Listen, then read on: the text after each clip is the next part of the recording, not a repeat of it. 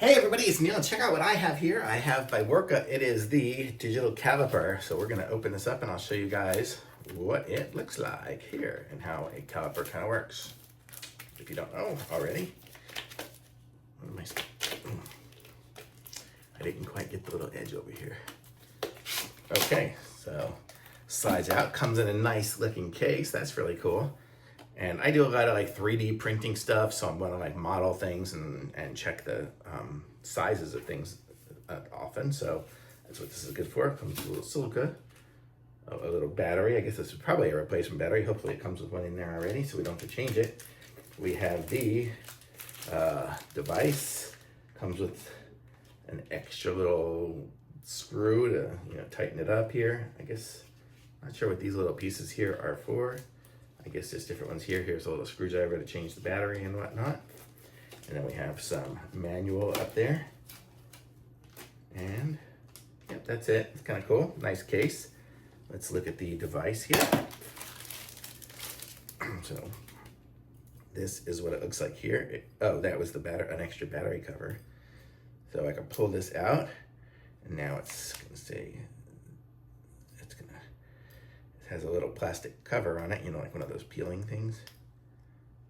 If I can get it without.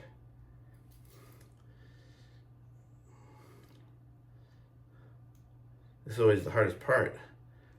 And it's nerve-wracking because I'm sitting here doing it on video and I've got all these lights in my face. But eventually I will be able to peel this plastic off. Started.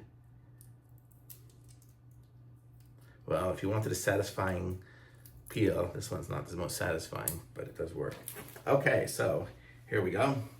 So we can zero. So the way it'll work is you can zero it there, and then as you go, you see it's gonna have the size of it.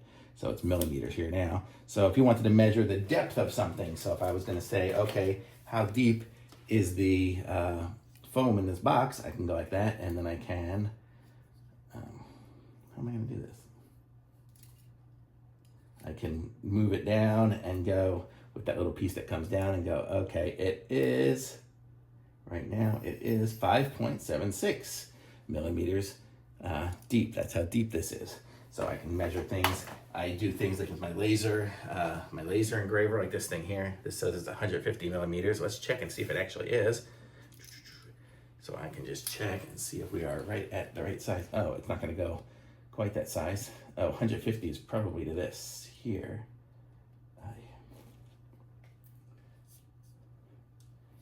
Okay, let's see if we can, 148, 149, 152. So we are right about there, 149.73. Boy, this thing's almost 150, so that's pretty cool.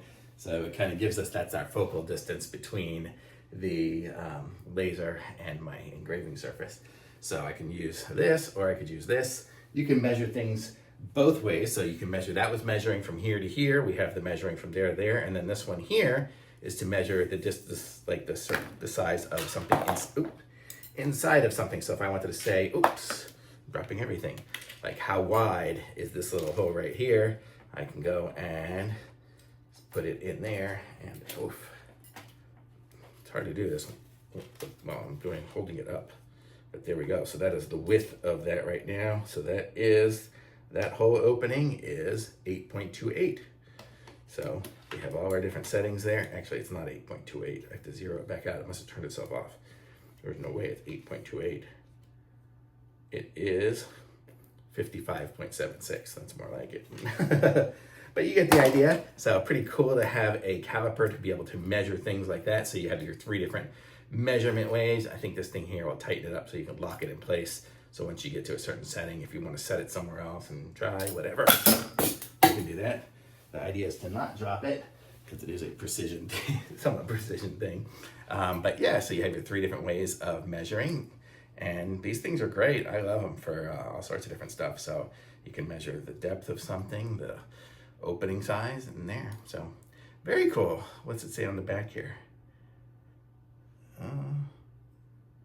Oh, I guess this is just a inch conversion thing if you wanted the inch conversion, but there's probably a setting here somewhere. Yeah, you can just push the button here to change from millimeters to inches.